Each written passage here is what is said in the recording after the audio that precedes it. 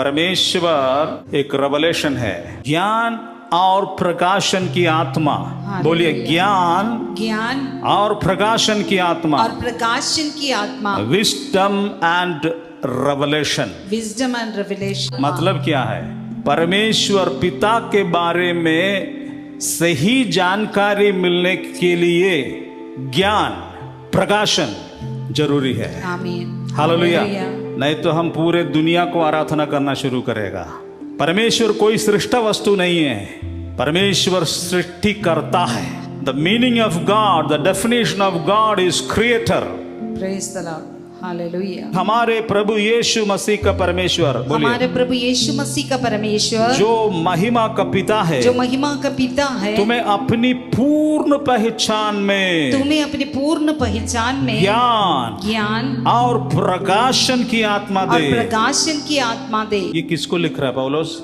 Aphasia का, कलीसिया का विश्वासियों को लिख रहा है। तुम लोग पिता परमेश्वर के बारे में ज्यादा नहीं अनुभव किया है, इसलिए उसके बारे में पूर्ण पहचान तुमको मिलने के लिए ज्ञान की जरूरत है, ज्ञान की आत्मा का जरूरत है, और उसके बाद प्रकाशन की आत्मा का जरूरत है। हालेलुया। तो बताइए, परमेश्वर पिता को कौन प्रकट करता है?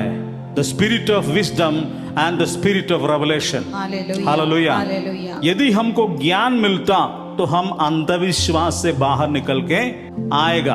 अंधविश्वास में थे तो हमें परमेश्वर का ज्ञान मिला।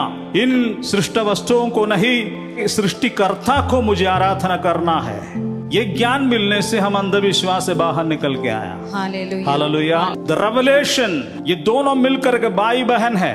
इस तरह का टीचिंग चर्च आज फॉलो नहीं करने के लिए चाहता है। आपको डांस करवा करके घर भेजने से कोई फायदा नहीं होता है, आपका जीवन बदलना है। हालेलुया। इधर बोल रहे परमेश्वर का ज्ञान और प्रकाशन की आत्मा। अब आपको आज से क्या प्रार्थना करना है?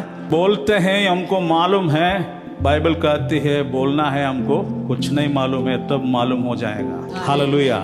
तुम बोलते हैं ना हमको मालूम है, इसलिए तुम्हारे मालूम होने का दरवाजा क्लोज है। जानो परमेश्वर कितना महान है। उसके लिए जानने के लिए बाइबल केवल पढ़ने से नहीं होता है, पवित्र आत्मा चाहिए। पवित्र आत्मा में भी डिविजन्स होता है।